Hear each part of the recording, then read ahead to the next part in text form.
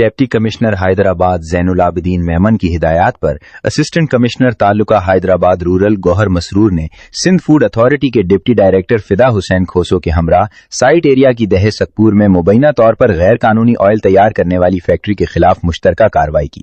کارروائی کے دوران فیکٹری میں مرغی کی ٹانگوں کے فضلے اور دیگر ضائع شدہ حیوانی اجزاء سے مبینہ طور پر تیل تیار کیے جانے کا انکشاف ہوا۔